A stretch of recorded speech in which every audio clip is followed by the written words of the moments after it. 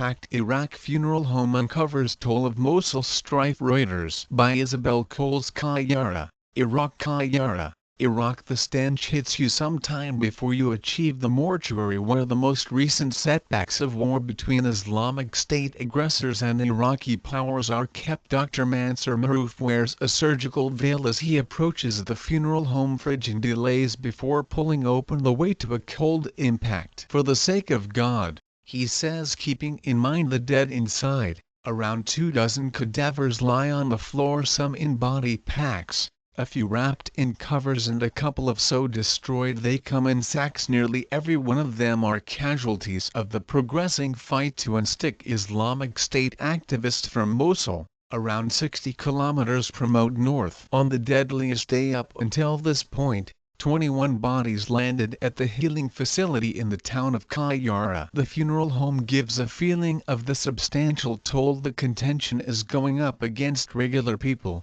Additionally highlights the common-sense difficulties of managing the dead when foundation is destroyed and organization has collapsed. Staff at the clinic, which is controlled by Help Bunch Women's Alliance Health International (WAHA), acquired the link associating the mortuary cooler to the power supply themselves, and space is restricted. The Iraqi Well-Being Service have guaranteed to furnish us with racks to expand the limit, said the doctor. Until as of late, the main place in the territory approved to issue passing testaments was the Division of Measurable Prescription in West Mosul, which stays under Islamic State control. That implied the dead must be driven many kilometers to the urban communities of Tikrit or Erbil and frequently got held up at checkpoints in transit, if not turned back. To settle the issue, the Iraqi government has now approved the healing facility in Qayyara to issue passing declarations,